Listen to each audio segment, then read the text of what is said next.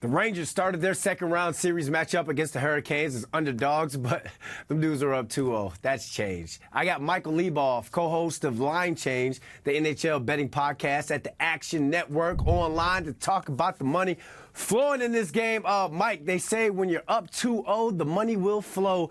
How you doing, my man? Thanks for hopping on with us. I just made that up. You can laugh if you want.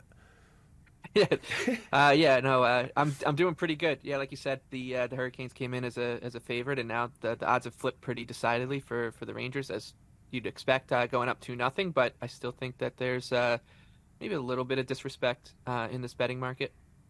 All right, so let's talk now. What are you looking for or looking at when it comes to picking a side for this Game 3 matchup down in Raleigh, North Carolina?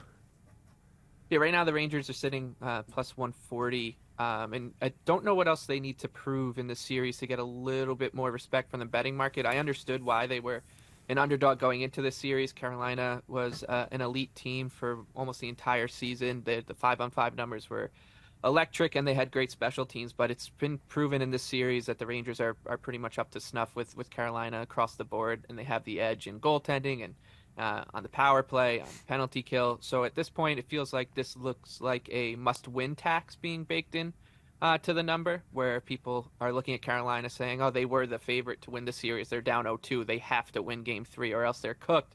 So I'm going to naturally try to bet Carolina. Bookmakers know that, and they'll put a premium on the number, which usually puts value on the other side. So this number doesn't make too much sense to me from a betting perspective. So it would be the Rangers or nothing on the money line right now. Rangers 6-0 in the playoffs. They won their last two at the Garden. Now they go down to the Carolinas or North Carolina. Give me a game prop for Game 3 that you love. Yeah, I'd expect Carolina to come out on the front foot here, and the Rangers maybe to try to settle into the game a little bit. Carolina's known to just throw a ton of volume at the net.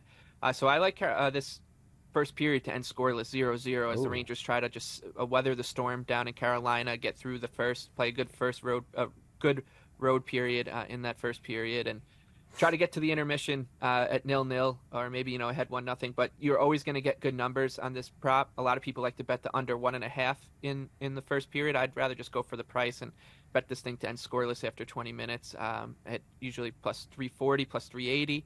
So make sure to shop around, and I think that's a good way to get your night started here in Game 1. All right, what's your best player prop heading into Game 3? Yeah, kind of just building off of that projection that Carolina is going to throw a ton of shots at Igor Shesterkin.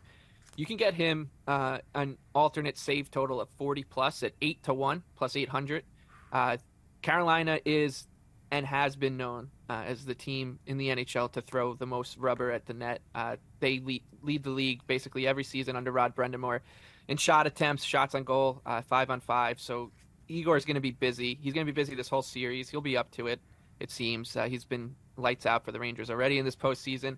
I wouldn't be shocked to see Carolina try to tilt this ice early and often. We could see them at 15, maybe close to 20 shots on goal in that first period. So I like going to Igor to not just go over his save prop, but look at the alternate totals to go 40+. I mean, you can even go further than that. He's obviously coming off of a massive performance in Game 2. I think he posts 54. So this one would have cashed easily in that one. Of course, that game went to double overtime, but I do think we're going to see a pretty gaudy shot total from the Hurricanes here. And I like Igor 40+ at 8-1. Well, it's been a good series to watch as a fan. I can see how you throw some player props in there and it got these people hooked. Michael, tell the people where they can find you. Shout out your platform.